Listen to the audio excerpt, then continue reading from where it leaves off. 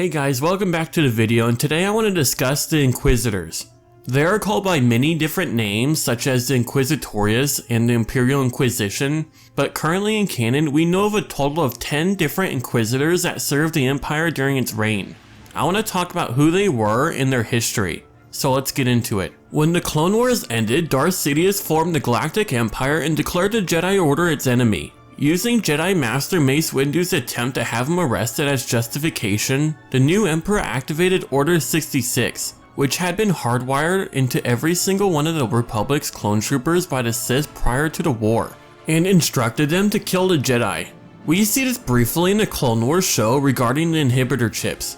The majority of the Jedi were killed by the clones, but several managed to escape, especially after Jedi Master Obi-Wan Kenobi sent out a distress signal from the Jedi Temple, warning the survivors off. Because of this, several Jedi had survived the initial purge and gone into hiding.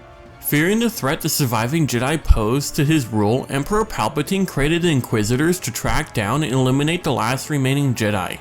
The Inquisitors were all former Jedi that had turned to the dark side in some way or another. Grand Inquisitor having served as a Jedi Temple Guard, the Ninth Sister being former Jedi Masana Tide, the 10th brother being the former Jedi Master Proset Dibs, and the second sister being the former Jedi Padawan Trilla. The Emperor's apprentice Darth Vader soon discovered the program and was put in charge of them by his master Palpatine. Vader trained the Inquisitors in the ways of the dark side of the Force. As part of their training, a number of Inquisitors had parts of their bodies severed by Darth Vader's lightsaber so that they would not forget the lesson of loss.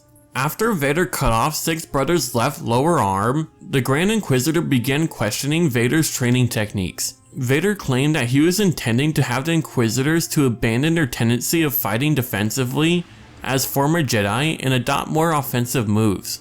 During the beginning years of the Empire, the Grand Inquisitor helped Darth Vader to locate the former librarian Jocasta Nu. This is when we see the Grand Inquisitor do some research in the archives. The Grand Inquisitor was confronted by Jocasta after he openly insulted the knowledge he was reading. At first, the Grand Inquisitor planned to kill Jocasta Nu, but when he defeated her in combat, he was prevented from killing her by Darth Vader. As Vader and the Grand Inquisitor argued, Jocasta was able to make her escape. However, Vader was able to pursue her and kill her himself, without the Grand Inquisitor's help. However, this is not the last that we see of the Inquisitorius. A year after the formation of the Empire, Darth Vader along with the 10th brother, 9th sister, and 6th brother arrived on Mon Cala because of a suspected Jedi being there. At the end of the conflict, the 6th brother and the 9th sister survived, with the 10th brother being gunned down by purge troopers. The Jedi Farron Bar met his fate after a brief encounter with Darth Vader. His Padawan presumably survived, although we don't have any further details on her. Now, pretty much right after Mon Cala is when the 6th brother faced Ahsoka Tano on the moon of Radah. I'll keep this one short because there's not much to talk about it, but pretty much Ahsoka annihilated him by blowing up his lightsaber, and this is also where she purged his kyber crystals and they turned white. But anyway, moving on. Eth Koth. We see that Darth Vader, the 5th brother, and 2 unknown Inquisitors hunt down Eth Koth, one female and the other male Twi'lek. Eth Koth was ultimately killed and Darth Vader gained custody of his newly born daughter and returned to Coruscant. Now this is also when we see the whole ordeal with Darth Vader chasing the Twi'lek Inquisitor and the female Inquisitor on a chase that leaves Coruscant destroyed. If you have read this comic before, then you know that Sidious gets pissed and makes the Inquisitors move off-world to Nur, which is a moon of Mustafar. Now right after this is when we see the events of Fallen Order. I'm not going to cover it as it's still a relatively new game and everyone knows what happens. If you don't, Cal Kestis defeats the 9th sister and the 2nd sister Trilla gets annihilated by Vader. The end. But what's interesting is that everything that I have covered so far happened just 5 years into the Empire's reign. So everything after this is what we see in Rebels. The Grand Inquisitor kills himself after several encounters with Kanan Jarrus and Ezra Bridger because he did not want to face Vader's wrath. Now after this, we don't really see anything until Malachor. The 7th sister and 5th brother did come into contact with the rebels a couple times, but nothing drastic happened.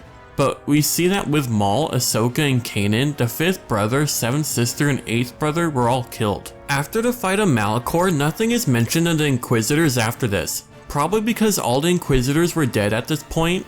We also know that Darth Vader never really liked the idea of having Inquisitors because he thought of himself enough to hunt down the remaining Jedi, so it makes sense that he wouldn't train anymore. And by the time of A New Hope, the Jedi were thought to be extinct by this point, with fewer people still remembering who the Jedi even were. But I want to know what you think of the Inquisitors in the comments down below, and if you want to see more content relating to Star Wars, then subscribe, and I'll see you all in the next one.